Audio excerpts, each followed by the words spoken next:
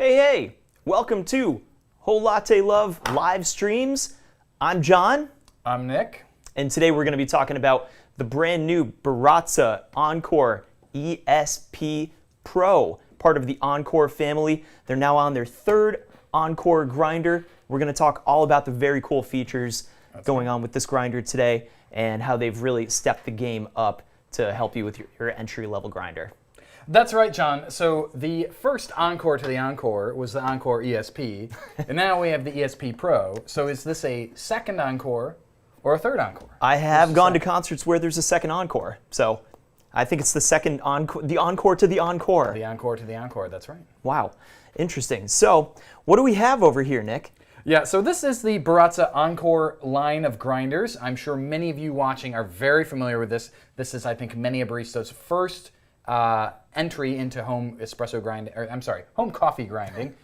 Jumping the gun here, but we have the Baratza Encore. I've got one of these. I know you had one for a very long time. The Encore ESP, which was recently released, and then even more recently released, the Encore ESP Pro grinder. So we're going to take you through all of them, but we're going to spend a lot of time on this brand new ESP Pro.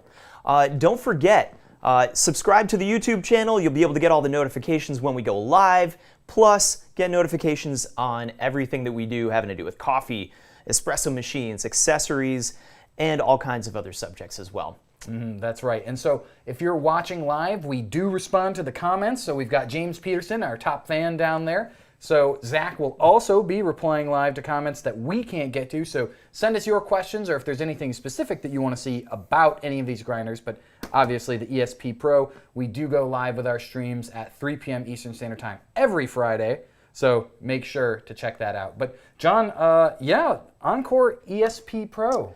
Yeah, what can we say about it here? Well, let's go through the family, and we'll kind of show you how they've added features as they've gone up towards this side of the table. Okay, so the Encore, this is a very simple grinder. That's that white one over at the end here. Right. One switch on the side to turn it on. Yeah, right there. Right there. Or if you like, you can pulse grinding right in the middle with that button right there. Now, pretty simple mechanism. That's really the only two things that this grinder does. Great for drip and filter. That's really what that grinder is intended for. You know, maybe if you have, like, you mentioned this the other day. If you have like a pressurized portafilter basket, you can probably get some good espresso with that grinder. That's right. But when it comes to espresso, if you really want to level up your game when it comes to espresso, the Encore ESP came out for that exact reason. Right. Now, you'll see on the top the adjustment collar right here. You'll see a couple of different colors. Yeah, Andrew, can you get us right up there? Perfect, and I'll tip that forward just so you can see. Ooh. Yeah, there we go. So over here we've got coarser. Over here we've got finer. You'll even see a little spot right here. It says ESP. That's really your espresso range right there. Now, I've gotten great shots from the Encore ESP myself, and that actually does have a Burr upgrade compared to the regular Encore. Yeah, so let's talk just a little bit too, though. If you're watching at home and you're kind of wondering about these grinders, it's not so much that the original Encore couldn't get fine enough to maybe restrict for an espresso, right? But once you get into that range, you really run out of room to maneuver. And so with the Encore ESP, we see the change here in our pitch, actually, of grind movement. So now in this espresso range, each click is moving the burrs in a more precise amount of movement, right? So it's not just the Burr, the actual Burr cut, it's also... That's right, exactly. It's also the Burr movement. And we do have a graphic, actually, too. So, John, you've got that prepared. Andrew, can you pull up John's little graphic there just so we can go into two Burrs Burrs side by side. Hey, there that's the we one. Go. M2 and M3. So on the left there, we've got the M2. That's the Burr that's in the Encore ESP and ESP Pro. And then the M3 is the Burr in the original Encore. So John, I'm going to let you tell us a little bit about those. Yeah, you'll see that the M2 Burr, if you can see it well there, the cutting teeth go up those ridges a little bit higher than they do on the M3 Burr. And not just that, but you'll also see much sharper edges on the M2 compared to the M3. You've got much more of a big flat ridge along the kind of hexagon. Is that what that is? You know? Yeah, I'd say it's a little Septagon? hexagon at the top. Yeah, it's six sides. 6? Yeah, okay, there you go. So basically the M2, this is the biggest part. It's actually sharper than the M3. Now, the biggest difference that you're going to get, when it comes to filter and drip, you're not going to notice too much of a difference between these two burrs. You will notice it, however, when it comes to French press and espresso. So it's really those extremes that the M2 burr really shines in. And that just has to do with the cutting surfaces, how sharp it is as well.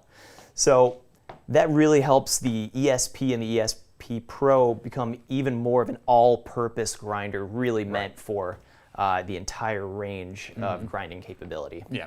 And so just to address, I see we are getting some questions in the chat. I'll leave Zach to handle a few of those, but Ken, number 2 fan, he's coming for you, James, so you better watch out. The Encore ESP and ESP Pro, in my opinion, I would say are a little easier to dial in than the Sete series grinders. And that's my personal opinion, but the reason for that is with the Sete 270, when they have the Burr adjustment actually divided into 2 segments, so you have the macro and the micro, you may have to find that between dialing in different coffees, that you may need a different macro setting for one versus another, whereas when all of that burr movement is consolidated just into the rotation of the hopper, as we'll see on both, you know, the ESP but then the ESP Pro now with that digital encoder, I prefer that, honestly, whereas if I were to have to go in and sort of change it, you can be precise and you can get the espresso adjustment that you need, but it is just a little bit more work. Sure, yeah, you're really changing 2 numbers instead of just 1 on the Sete series. Exactly. So that would be my answer for that. But John, let's just talk a little bit about the ESP Pro and what's new here, because then we're going to get into grinding both for a pour over and then also for some espresso as well. Absolutely. So there are so many features, new features on the ESP Pro, I almost don't even know where to begin. Maybe let's start here. So you've got your grounds bin, and you also have that on the ESP as well. Now you can take this out, and you can add this nice silicone base, and you can put your dosing cup in there as well. Yep. The dosing cup works great, and this is on the ESP as well. But yeah, same dosing cup, same little insert as the regular ESP on the ESP Pro. Right. Now this fits really well into a 58 or 54 millimeter portafilter. It's been really convenient. One of my favorite upgrades, see this cap right here? This will become a single dosing cap. So you can actually take this hopper off and treat this grinder as a single dose grinder. Tip of the iceberg, there's so much more to talk about. And it's actually a little easier to take that hopper off than you might think, because one of the improvements, right, that you find in this hopper is the addition of a locking mechanism. So you can actually twist that and lock it. So, yeah, right here, so lock and unlock. That permits the flow of beans down into the chamber, but it also then allows you to remove the hopper. So if we wanted to go into single dose mode, we would put our lid on and grind through. And so, Andrew, if you want to come back to the front, actually, not only is there this new lid and the ability to easily remove that hopper for single dosing, but on the screen, and actually, John, you may want to take us real close with the iPhone. We can show that off here. There's a new mode dedicated just for single dosing. So, Andrew, whenever you're ready, and I'll turn it just a little bit for you. I'm ready for you. Let's go. Okay, perfect. The glare is gone. Beautiful. So you can see across the front of the screen here, we have a couple of different icons, right? So in the center is a time icon. So that means that right now the grinder is in a mode that will run based on the set time. So I know you dialed that in before, so I'm trying not to change it. But by rotating the encoder, you change the amount of time that you want the grinder to actually operate for. Now, if we press and hold, and that's what, about 3-5 seconds, something like that? Yeah, about 3 or 4 seconds or so. There we go. It will remove the timed grinding mode, and then it will switch the grinder into single dose mode. The number that's being displayed on the screen right now, that's actually our current grind selection, and that will always be the default information displayed on the grinder, even in timer mode. So I'll switch us back to timer mode, which is just pressing and holding. And so timer mode is when you don't want to single dose and you want to have that hopper full of beans loaded on the top so that you can basically just grind on demand as you need. So let me go ahead and put the hopper back in there, and then we will lock it in so I can no longer lift the hopper off. Perfect. And we're back into our timed configuration. And again, that is a feature from the Breville Smart Grinder Pro, that locking hopper. So one of the things, so if we stay on here, actually, you'll notice is the front and the design here, it's borrowing some of the design language actually of the Virtuoso grinder, which also uses that M2 burr. And that's where we have our kind of screen too. And this body, even though it looks like it's all black and you might assume that means it's plastic, it's actually a blend of both a cast anodized zinc and also ABS. So ABS, that's ABS plastic, of course, but you do have metal in here, and it does feel more substantial and more premium than either of the other two grinders in the Encore series. Absolutely. Awesome. Andrew, want to bring us back to the front? And, you know, I think we're actually going to maybe pull a shot, too. Yeah. Yeah. Now, I do have this set for about 20 grams of coffee. That's right. I was thinking that maybe we can... Andrew, we want to see our beautiful faces. Well, you know, not everybody, but... Now, this is a good time to bring this up as well. We're going to use this single dose cup, or this dosing cup rather. I've got this set for about 20 grams. We're going to see how close I was. 17 seconds, I think it was. Yeah. And let's show you kind of how that works. Let's get our scale on and see how I did. Then I want to pull a shot, but I also want to bring this up. There's a deionizer inside of the grind chamber, right? That's right. And well, inside the grinder, yes. So way less flyaways, way less static than on previous Encore models. Yes. So that's made it a whole lot easier and a whole lot cleaner as well when grinding. And you do have a little trick too for when we're in single dose mode to evacuate some of those extra grinds. I mean, the timed mode is really for people who, if you just want to have your coffee ready and you aren't going through single dosing, the timer can be pretty reliable when it comes to consistent dosing. You need to make sure your co-host doesn't come in and change your setting. Yeah. No, most of the grinders that I use are time-based grinders. I actually think they're like quite consistent myself. So. All right, and we'll get a little noise check on this now too. Yeah, here we go. Let's go ahead and grind. Now I'm aiming for about 20 grams, so we're gonna find out.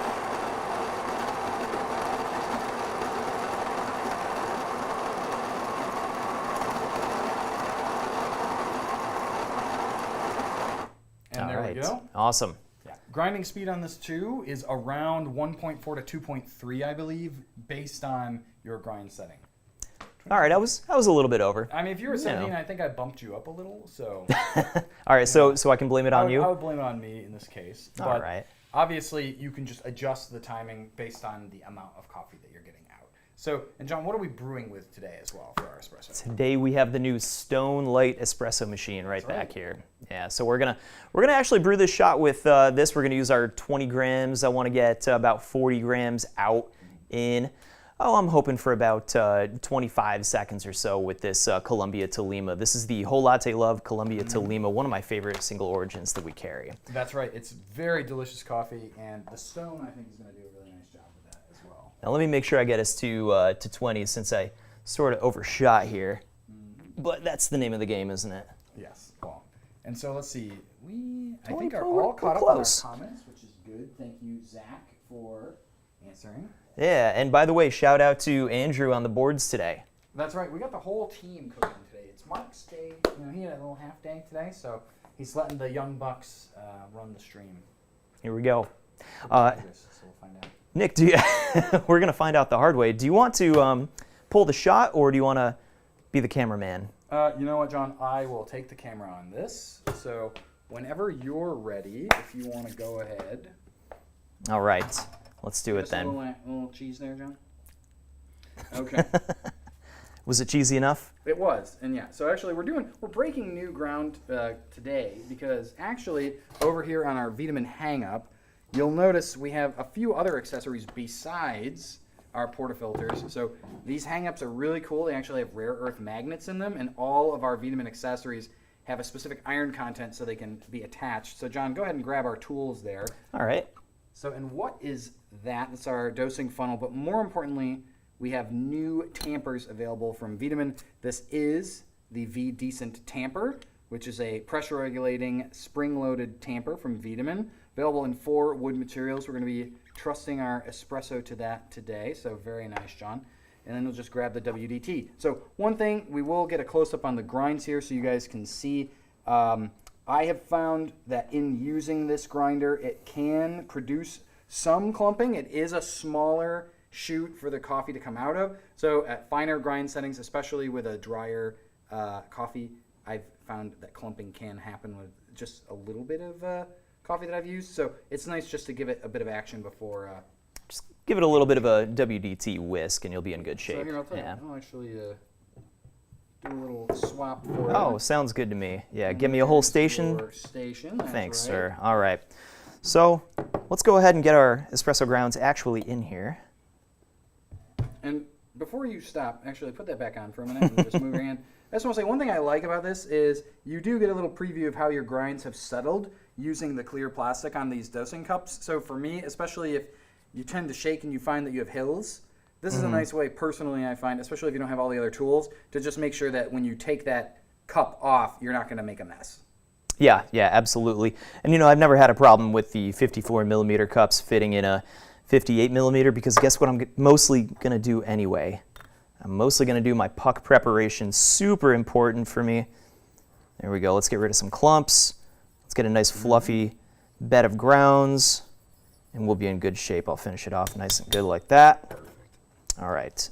I like to give it a little settle too. That's just me. As long as you don't tap after you tamp, I can forgive the rest of the tapping. I will.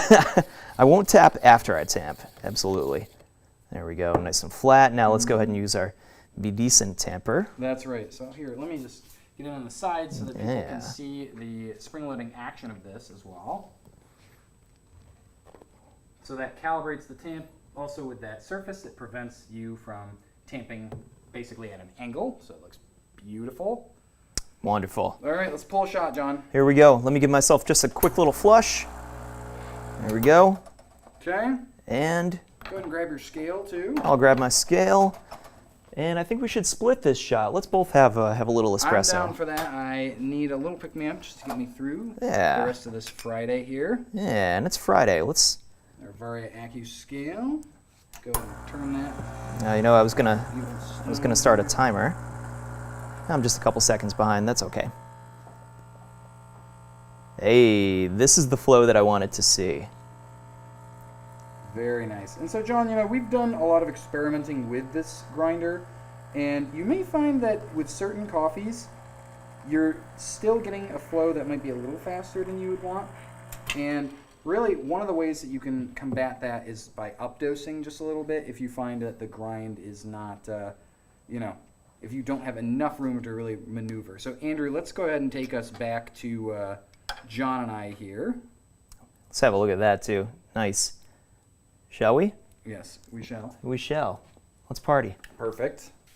But yeah, so the Tolima, brewed on Columbia our stone. Tolima. Here we go. Oh, sir. There's a thing called etiquette around here, okay? Is, yes.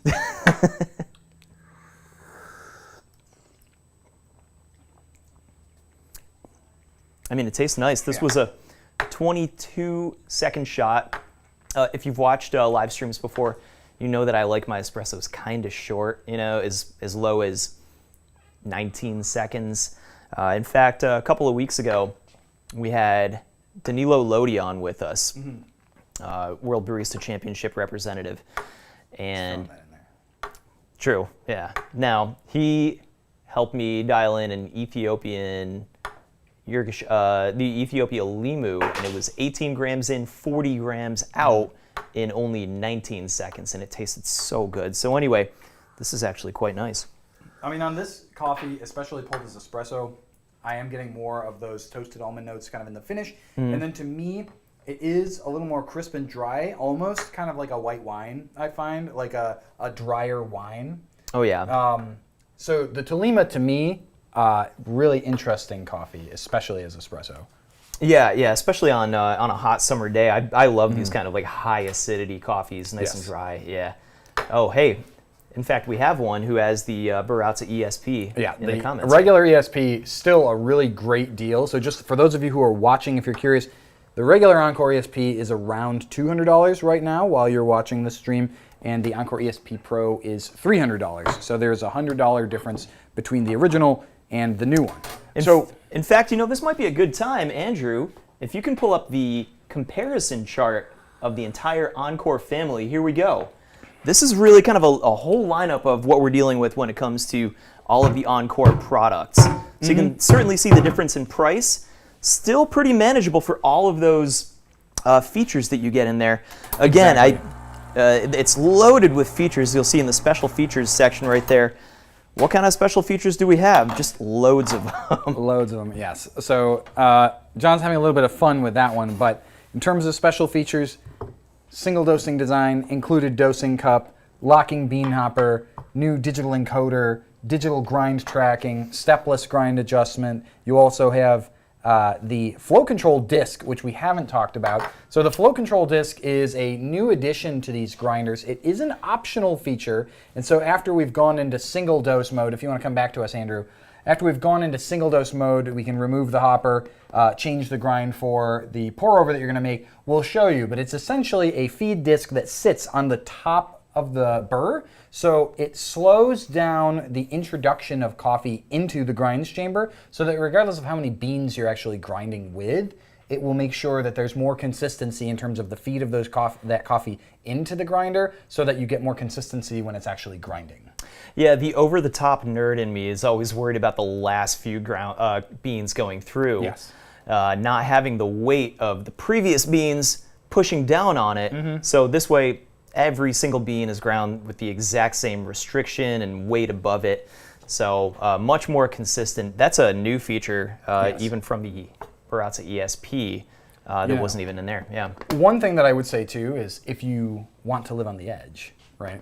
One of the cool things I do about the hopper locking system is that when you twist it, it will lock and seal the flow of beans into the chamber. But that also means that it could prevent any kind of potential popcorning that could happen. So it reminds me a little bit of some of Eureka's single dosing grinders, where you have the slide that you can close when you've reached kind of the bottom of your dose and you don't want those beans popping up off of the burrs. That's a pro move. It is a pro move, I feel. So, and before we take the hopper off, I do want to just offer up a little bit of commentary just in terms of the grind adjustment. So I'll have you go back to the front, Andrew.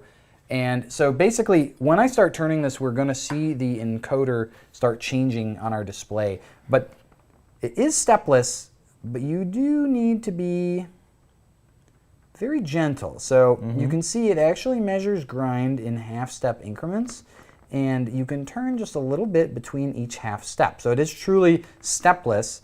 I believe the movement is around 2 microns, but wow. Yeah, between the step settings here. If the movement is about 2 microns, that's pretty precise. Now you see though, I jumped between 1 and 2, right? And I think that the thing to remember is that's just the digital component of this trying to keep up with the movement that you're making. So you can change it and still you wouldn't be really at a 2 at this point, since I've moved closer to 1.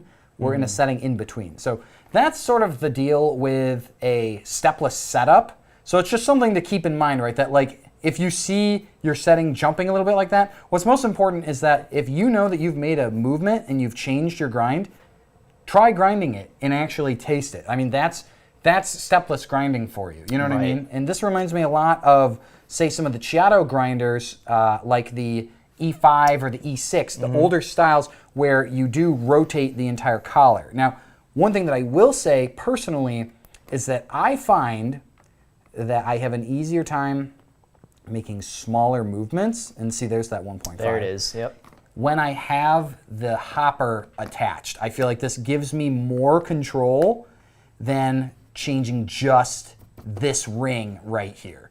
But, I mean, that's been my experience, but I just wanted to highlight that because it's gonna feel different, right? Like on the old Encore ESP, and I'll slide it, I was bringing it over for you, Andrew. On the old Encore ESP, it's unambiguous because you do have a click that you can hear and feel. And so if you're upgrading from another Encore grinder, you just need to be prepared for a little bit of stepless ambiguity. It's okay. The grinder is changing. Absolutely. Well, it just helps you get a little more specific with your grind setting as well. You can even get in between the 1 and the 1.5, or even, we're about to go up to 50 is going to be our number, by the way, because we're going to make a pour over next. Speaking of, I would like to bring this into single dose mode if you're ready for me. Oh my gosh. I thought you thought I would never ask, right? Yes. Let's do this. Let's make sure that we are closed here. Close. Well, so you actually can't remove the hopper until you lock it. Easy. Okay. Like, great. I'm not saying that I've ever spilled beans all over the place. That's not something that I have ever done and made a giant mess while doing so. I'm sure you've never. Yeah. But on older grinders without this feature, that is possible. It's very possible. Now, first, what I'm going to do is get rid of this, and I do want to grind through what we have in here. Mm-hmm. Well, that'll give us a chance to actually explain, too, how the single dosing mode actually works. That's right. So let's just grind through this real quick, but you know what? Let's bring it over to 50 is going to be our number for this pour over. Okay. Yeah. And so before you grind, though, John, let's just explain how the single dosing mode works. Because the thing that's really cool about single dosing on this grinder is that it actually has essentially load detection in the grinder to determine whether or not the motor should continue to operate, right? Right. So right. if you start grinding and there's beans in here, it will run until essentially the beans have all been ground. And so on other single dosing grinders, even more expensive ones than this, it really is just a on-off, flip it with your finger manual situation. And I think that that's actually something that's really cool about this grinder, is that you actually can just start it and it will stop itself automatically. Yeah, I'm seeing that on a lot of boutique grinders these days, and I'm glad that Baratza now has that technology in here too. Mm-hmm. That's been pretty helpful for me. Yeah. Let's do this. I don't know how much coffee is in the chamber. Let's just see if I can get 20 grams out of it, and we'll kind of show you how this single dosing works. Let me tear out my bin here real quick. How have you been these days, John? I've been pretty good, Nick. Hey, by the way, we haven't done one of these in a while together. I know. Yeah. I gotta get in our some of our goofy humor while we can. I'm gonna get us out of the time mode. I'm just gonna hold it for a couple of seconds here. Yep. So that clock will disappear. There we go. And now instead we're counting up instead of counting down from that 17 or 17.2 seconds. And without hands, look, ma, no hands, it's going to stop by itself. And there we go. Oh, end. End. That's it. Now, what I like to do, there's always some retention in... yeah, this is your little trick that you've been doing. I really like this. Yeah. Any grinder, there's always going to be retention. It just kind of is what it is. I like to take this lid and just give it a little one of those, and I just saw a bunch fall. That's all you really need. It's actually pretty consistent with that. So let's see how much coffee I'm actually working with. I have something not taired correctly is what I have. Let's do this. That's fine, because you can actually just swap your cup and then go ahead and then just pour into that. You know what? I had it in ounces. How about that? Ah, yes. All right, let's see what we have. We've got, 23. Okay. Well, let's do this, and we'll make a pour over. I've got some hot water going right now. Perfect.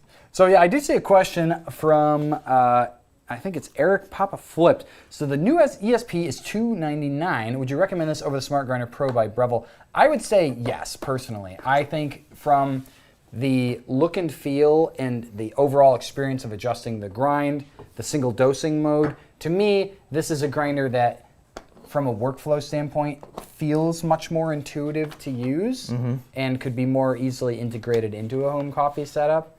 Now, I believe the Smart Grinder Pro does have an attachment for direct portafilter dosing, right?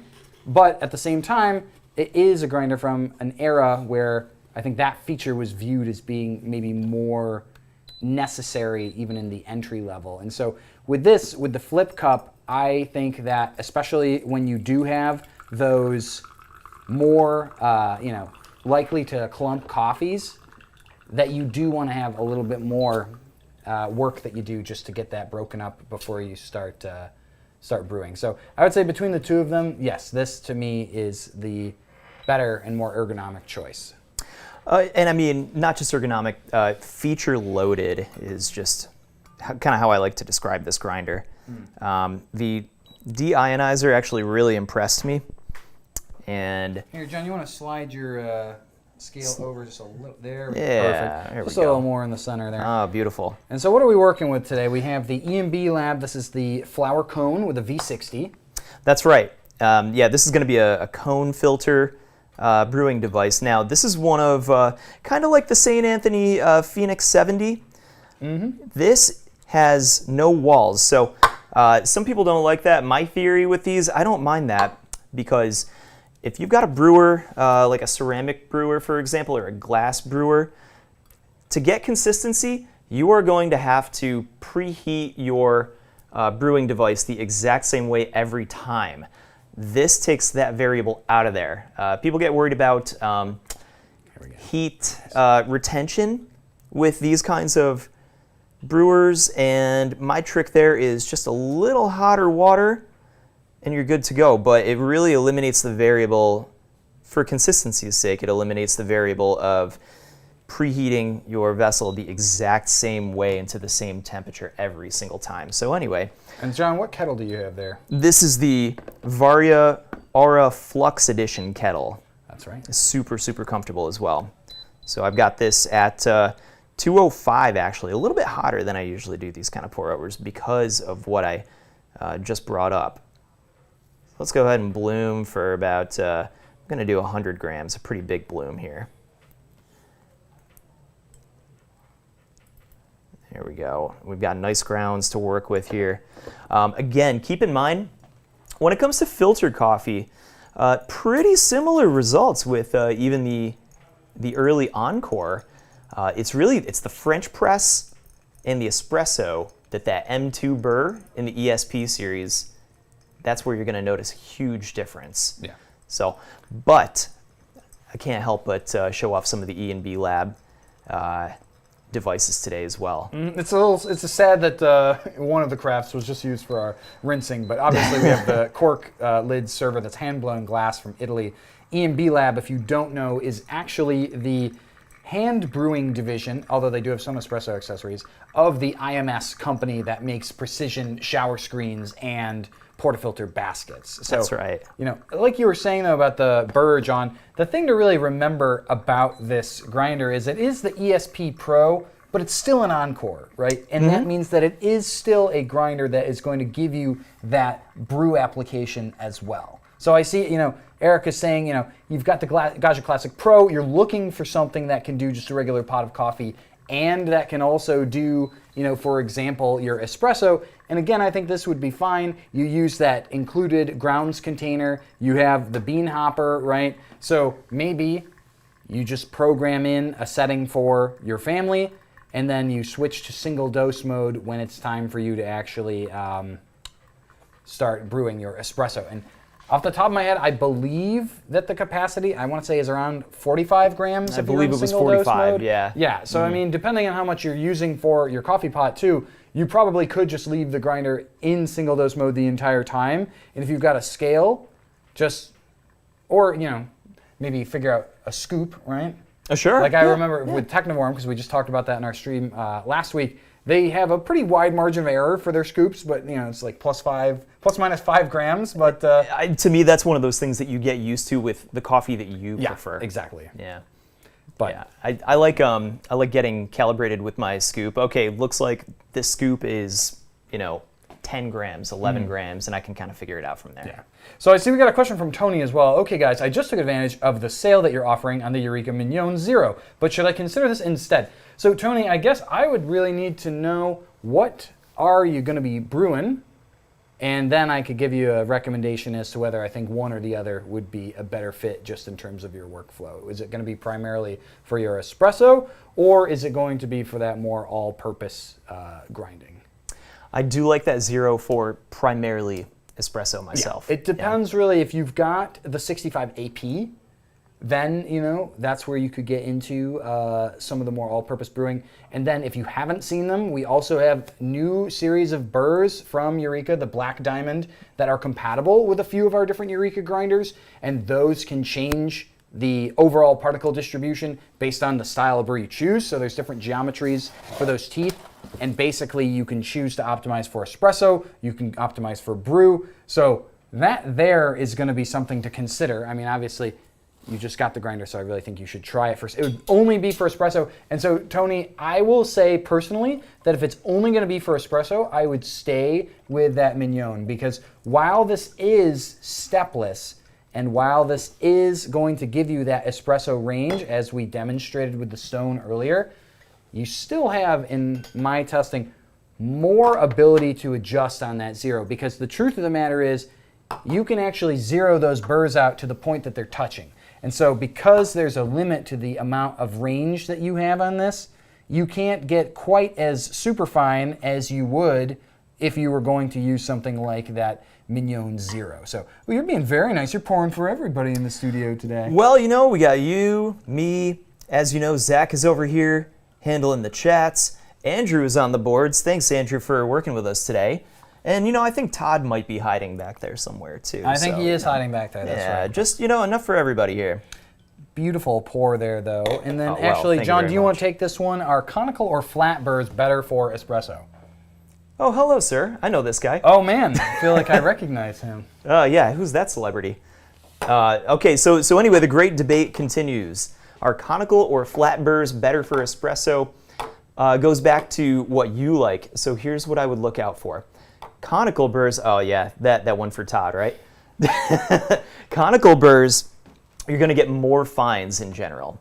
So that's going to help restriction that you need for espresso. Not that flat burrs can't do that, but with more fines, what you end up with is bigger body, chocolatey flavors, things like that. A lot of the, you know, that ooey gooey goop type of thing that people are always looking for. Mm-hmm. Flat burrs, I would use those when it comes to maybe lighter roasted single origin coffees. Most coffee shops, by the way, are using all flat burrs no matter what the roast is.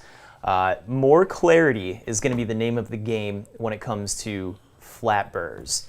So it just kind of depends on what you like. You know, I know that a coworker enjoys shots from conical burrs, and it took a long time to get there, and they've arrived. I like flat burrs because I like, if you've watched the live streams, you know that I'm always talking about these high acidity espressos. I love that. Flat burrs are the name of the game for me. Mm-hmm. Depends on what you like, though. That's all I would say. Yeah. Okay, we've got Ken Roman VS6, Espresso Mocha Master AeroPress Turkish versus ESP Pro.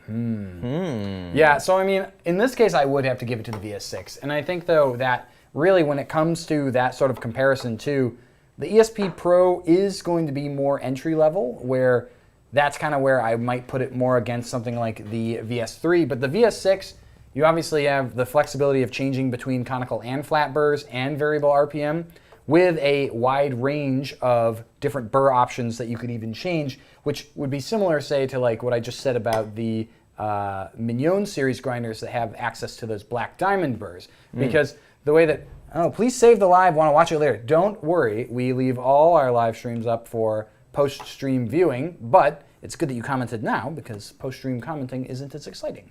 Absolutely. But, yeah, I would say the VS6, though, honestly, you know, it was a contender for best new product, obviously, at the SCA show earlier this year. But that's really going to give you a lot more room to experiment. It comes with a set of shims too, so when you're swapping out the burrs, you can even change the range of those grinds a little bit, depending on if you're changing from one to the other. You know, the question that we just answered, conical versus flat, is something that you can really decide for yourself on a grinder like that. There are very, very few that are going to give you that ability to change between them. So yeah, I would say VS6 on that one for sure. Comparing it to the VS3, I would say that the Encore ESP Pro, from a kind of like ease of use standpoint, might be a little higher up there just because it does have a traditional hopper operated mode with a timed setting. So that reminds me a little bit of like the Shadow Life X in that matter, where you can switch between the two. The VS3 is purely single dosing, but when it comes to grind adjustment, again, you have more range there, so you do have more room to maneuver. But if you're using it in a multi-user household, right, with a family, there's not a way to simplify that workflow for people who are not as into, let's say, like specialty brewing, right? So they want to grind coffee and brew coffee and drink coffee and be done. And they're not contemplating it as much as, you know, some of us might. Right. And, you know, I would also throw this out, too. I don't know who said it earlier in the chat, but I got a kick out of it. You know, was something apples to antelope? Is that what it was, Zach?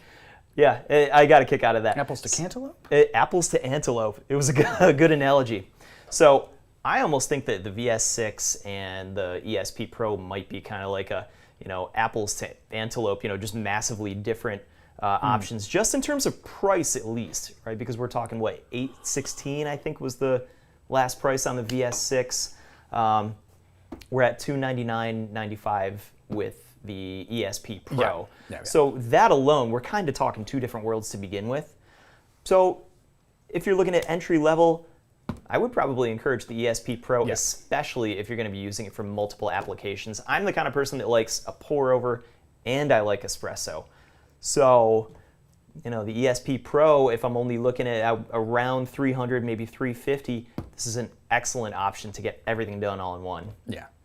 So, you know, as we near the end of the stream too, I think maybe just kind of covering all of the kind of things that are new and that we really love about the Encore ESP Pro, especially for those of you who are just joining. But this is obviously an all-purpose grinder with a wide range of grind that allows you to go as coarse as cold brew up to espresso fine. Obviously, the new feed disc is really nice so that you're always getting a consistent grind with, regardless of how much coffee you've actually got in there. The ability to swap between time grinding and single dose grinding, to me, like I said, that was something that was introduced in the Chat of Life, is personally a feature that I think really helps the user, maybe if their own lifestyle and routine changes, gives them a grinder that can adapt to that workflow. I really like that. The encoder screen, obviously, a nice touch with the ability to program that timing in there, telling you your current grind setting, especially digitally.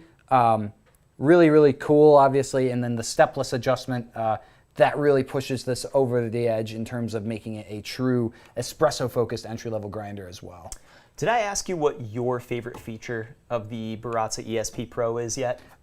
Yeah, so my favorite feature is probably going to be that single dose mode though. So again, the fact that you have the ability to detect load on the motor that will then stop automatically, to me, that is an evolution of grinders in a way that many other manufacturers, I haven't seen them do that yet. So it's always nice when something comes along where it's like, actually, yeah, like, that's cool, because a lot of other single dose grinders, again, it's just like you turn the light switch on, you turn it off, right? Right. Like, you know, it's like the clap on lights now. We're in the clap on light essentially of, you know, espresso grinding. That's coming, I bet, with grinders. Yeah. I think my favorite feature is probably the single dose mode, but really the deionizer. I think it's cool. It really helps with the static flyaways. Yeah. And I love the digital screen as well. So I've been having a blast with it. Our entire sales crew has been playing with the ESP Pro, so if you have more questions, feel free to chat with us about it as well. Yeah, so do we have any other questions from the chat? Because otherwise, we'll hang out for just a sec. Oh, hey, what is the espresso machine? I missed the start. Yeah. This is the Stone Light espresso machine, one of the most compact espresso machines that we have in our catalog. Compact heat exchanger espresso machine. That's right. Yeah, so actually, I'll tell you, we'll maybe finish on that. We can go back into the iPhone mode for the Stone. Sure, yeah. iPhone for the Stone. iPhone for the Stone. Okay. So, yeah, here's our Stone, and I'll come around to this side. Andrew, am I? Perfect. So, Nice. Stone espresso machine, super compact heat exchanger. You've got really stable brew temperatures. So if you want to take a look at my blog that I published on this, or for that matter, my blog that I published on the Encore ESP Pro, I've got reviews of both of them, but this is a really, really neat, really compact machine. Heats in about 10 minutes. This is an electrically heated group. Actuate the brewing up here by turning the paddle, and then essentially you press that little switch. So you can tell, not an E61 group, but it accepts E61 shower screens and E61 compatible portafilters, so there's plenty of room for upgrading there. And the steam tip is the same steam tip used on Rocket's espresso machines, so it is compatible with Rocket's upgradable steam tips, so you can swap those out as well. But we found for a heat exchanger, especially with the way the stone works, where essentially water finishes heating at the group because you have a dedicated 200-watt element, pretty solid temperature stability despite not having PID regulation in the boiler. So really, if you're a milk drink lover, especially though, this is a heat exchanger. I would certainly recommend something like this if you're looking to save on a little bit of money and on some counter space. Absolutely. Perfect. Yeah, I've had a blast playing with it. I've done some milk steaming techniques with it. Done a lot of brewing with it, in fact. Andrew, if you want to switch back to us now. All right, perfect. Well, hey, Nick, I had a blast today. Me too, John. I'm getting back in my space here. I want to have a proper goodbye. So next week, don't forget to join us. We're going to be here Friday, 3 p.m. Eastern Time, as usual. Feel free to participate in the chats as well. And Nick, do you know what we're going to be talking about next week? That's a mystery even to me at the moment. So either way, we look forward to seeing you next time, and cheers. Cheers, gang. Thanks for joining.